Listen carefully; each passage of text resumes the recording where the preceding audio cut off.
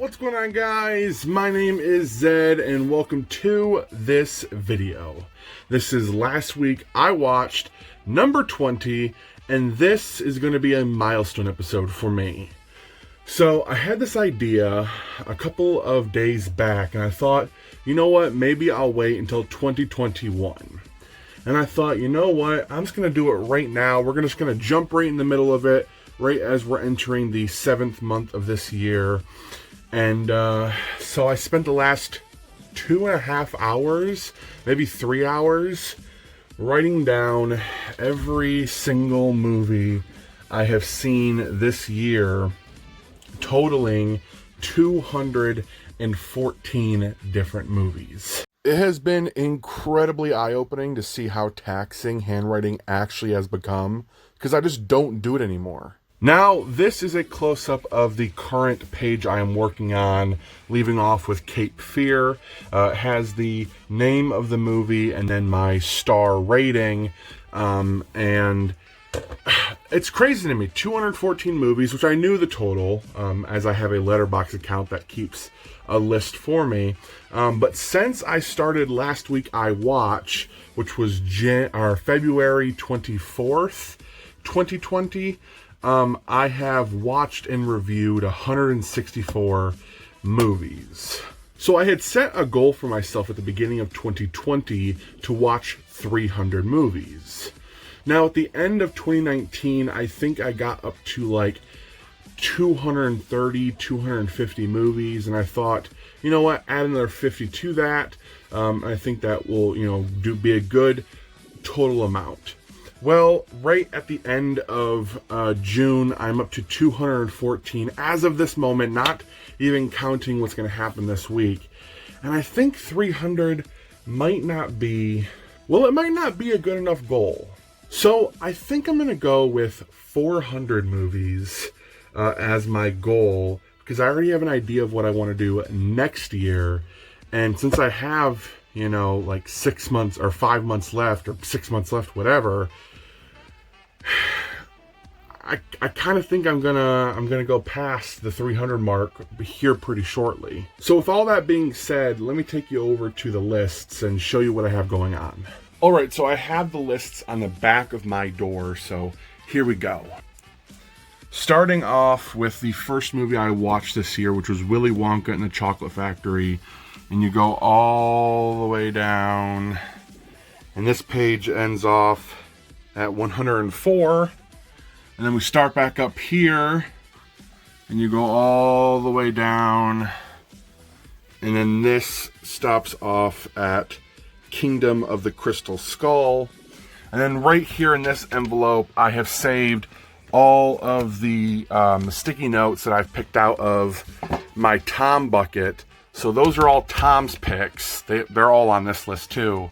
And then here is what the current list is looking like. So with that now being out there, let's watch some fucking movies. Even if you weren't in my food chain, I would go out of my way to attack you. So I just got done watching The Other Guys, and goddamn, do I love this movie. I think it is really, really funny and clever.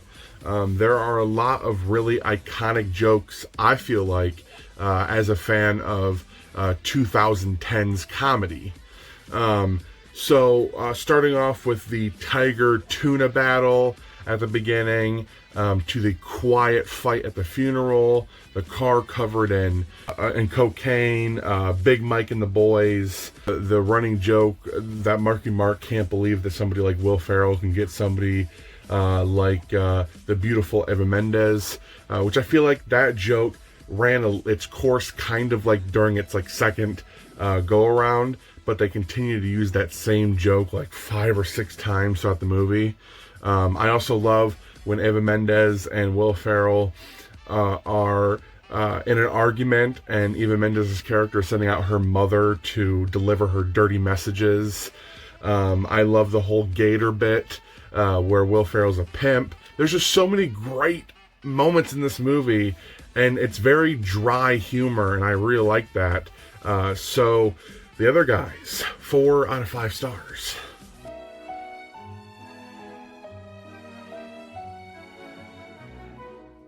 What? How did I not know about this movie? How? The Artist is seriously, I say this a lot, one of the greatest movies I have ever seen. Legitimately, I am just in awe. The Artist revolves around a silent movie actor during the late 20s. And he's at the height of his career. And then very quickly, because he is stubborn and he doesn't want to move on with the times, he laughs off, the invention of talkies. And he thinks that they're a joke, that nobody is going to want to go see these things. Silent movies are, always going to be the superior movie-going experience. And because of that, his career basically was in shambles. And that happened a lot. Because, so many of these silent movie stars did not want to, convert over into the talkies. They thought it was ridiculous. And this movie really shows that. And just like, it's unbelievable how much this movie feels like, a genuine silent movie. Like this movie, if you told me that it was, came out, in the, late 20s, early 30s, I would believe you. The camera quality is crisp, and there are stars in the movie like John Goodman that I do know, but it's a magical experience watching this movie. The Artist is a genuine silent movie. There are only 2 points where it's towards the middle and the end where you actually hear something other than just the orchestra.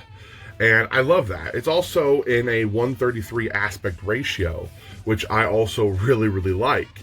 There's just nothing about this movie that I dislike. Nothing. The 2 leads are so charismatic, and they're just gorgeous. Like, just gorgeous people. Like the 2, George and Peppy, are just gorgeous actors, and their performances are above and beyond what I've seen in such a long time in movies. I'm in love. I'm absolutely in love with this movie. So I don't think it's any surprise that The Artist is a 5 out of 5 star movie in my book, but let me be honest with you. I would be prompted to give this movie like a 6 out of 5 stars or 7 or 8. Call me crazy, but baby, I fucking loved this movie.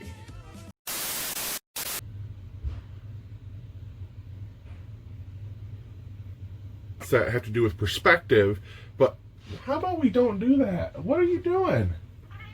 How about we get off the TV? That's not what we're doing right now. Jesus Christ, lady.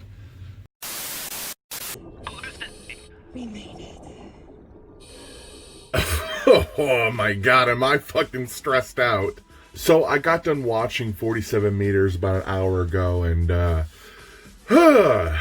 the movie is about 2 women who are on a holiday to Mexico, and when 2 cute boys offer them a chance to go into a cage to swim with the sharks, they jump on it. But quickly there, they realize that maybe they've bitten into more than they could chew, and they end up 47 meters down in the ocean. Both ladies are in a panic, and their oxygen is getting pretty low, and they're being surrounded by sharks. Now, this movie overall is predictable. Everything that you think is gonna happen, happens. There's not really many surprises, except for one moment, and it's towards the end. You are given information that should make you realize that what's happening is happening, until this reveal happens and you're like, oh, I forgot everything that I knew. That kind of moment, right? But overall, pretty predictable, but did not stop me from being scared. As somebody who has a large fear of open water and the depths of the ocean, this movie scared the fuck out of me. I jumped and yelled many profanities throughout the movie. But they're your generic jump scares. They're nothing unique, nothing special. They're designed to make you go like, oh fuck! So overall, 47 meters down. Did I enjoy it? Sure. But it 2 out of 5 stars.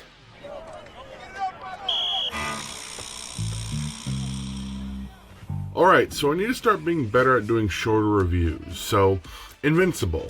Marky Mark, love him. He was snubbed at the Oscars for his performance in Daddy's Home 2.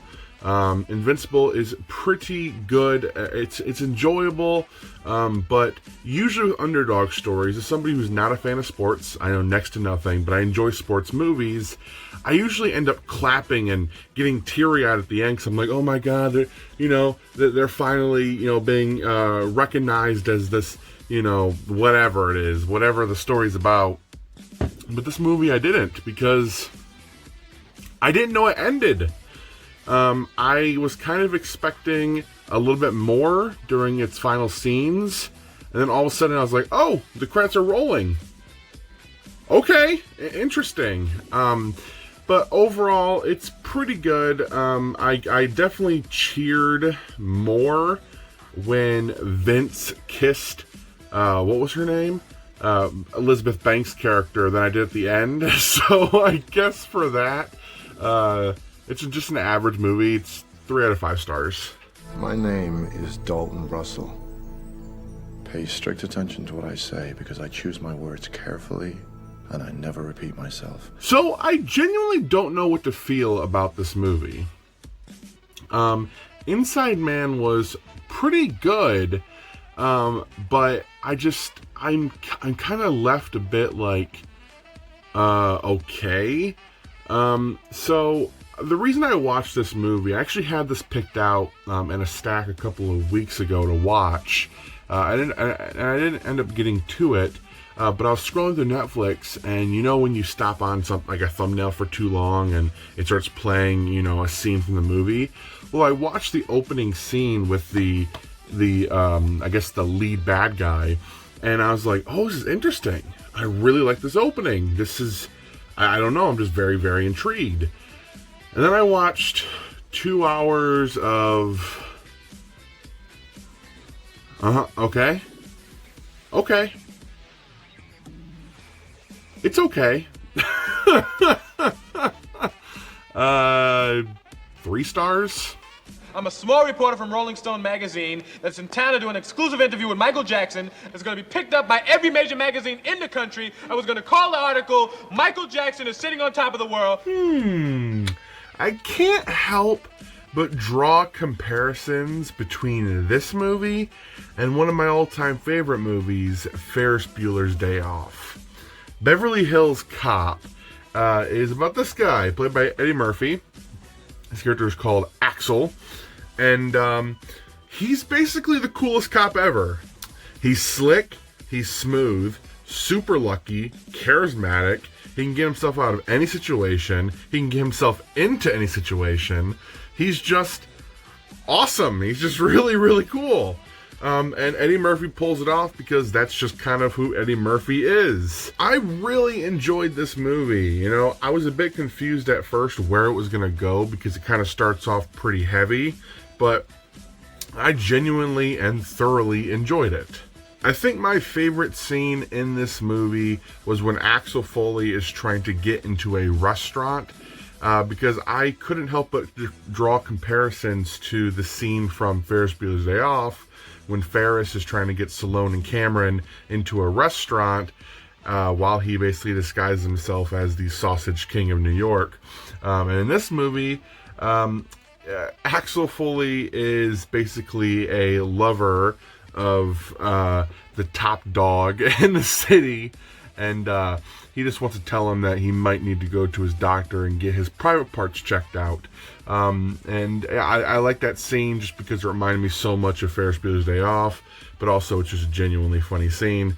But there's a lot of those scenes in this movie, and I think that's why I liked it so much, because it just reminds me so much of Ferris Bueller's Day Off. Even down to like the red car.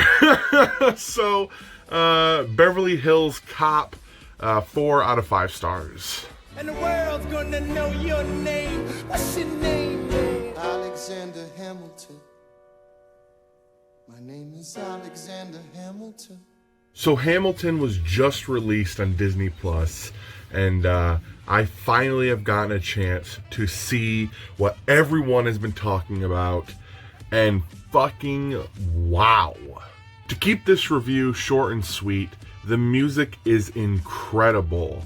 It's very, very profound and moving, very intelligent, and it's in the style of rap, R&B, hip-hop, jazz, whatever you want to call it. There's like so many different layers of music in this show, and it's just fucking incredible. Now, I have not seen many musicals, but the performances in this one were incredible and just jaw-dropping.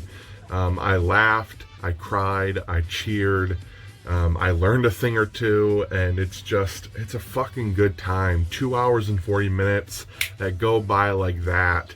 I definitely could have watched another hour of these people performing their asses off. So Hamilton, 5 out of 5 stars. You gotta check it out for yourself. Again.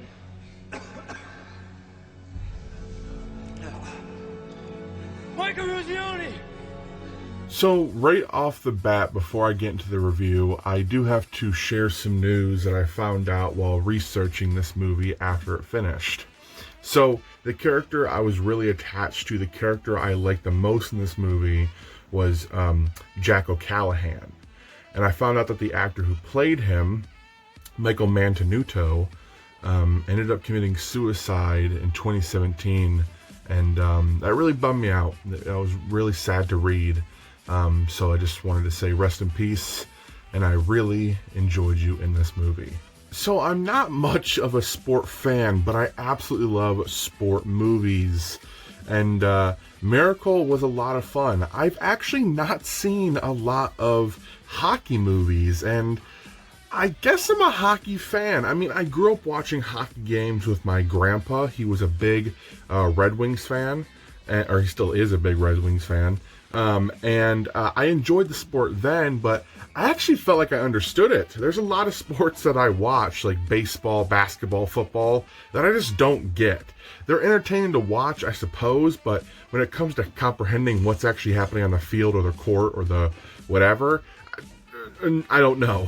But this hockey, I kind of understood it, and I actually had fun watching it. The standouts in this movie is the actual U.S. Olympic team. They were awesome. The camaraderie, the friendship, the family vibes you got from all of them, really showed through. Kurt Russell plays a dick in this movie. There's not really a point where I was like rooting for him and being like, oh yes, he's finally a good guy. He was just kind of like a steady dick throughout. But that was the performance that they wanted from him, and he gave it. But yeah, the 1980 U.S. Olympic Games, or U.S. Hockey Olympic Games, I might go back and watch that on YouTube. Give it a shot. But Miracle, 3.5 out of 5 stars.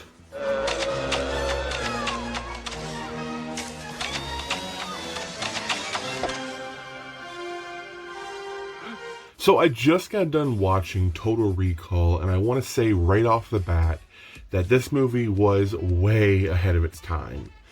I love movies that deal with, advancements in technology. Like, this movie takes place in 2084, and what that might look like. And we have, interterrestrial travel, video calls, transportation, how we get information, news, not only the human race, but other races, other mutations, how they will intermingle, politics, resources. This movie deals with a lot of things, and I really enjoyed that. Overall, I do think the concept is a bit complex, and it was at times a little hard for me to follow, just because, this movie, is it a dream? Is it reality? I've read stuff after the fact, what the director has said, what the writer has said, what fans have said, what just movie theorists have said. There is no real answer if the events of Total Recall actually happened or if they were a dream. And personally, I would lean more to the dream aspect, because they literally lay out in front of you how the entire movie is going to go as soon as Arnold Schwarzenegger is strapped into the chair, ready to be recalled. The movie is kind of written to, is it really happening? Is it not? It's kind of up to the audience. So I don't know. Personally, I think it was a dream, but anyway, that's my thoughts on Total Recall. 4 out of 5 stars. Alright, so that is it for episode 20 of Last Week I Watched. This week we got to 8 movies and Hamilton the Musical. So you can count that if you want. Personally, I'm not counting that, but it was probably the second best thing. It definitely was the second best thing I've watched this week. But anyways, guys, thank you for watching. I hope you all enjoyed. And next time, I will be seeing you later. Peace.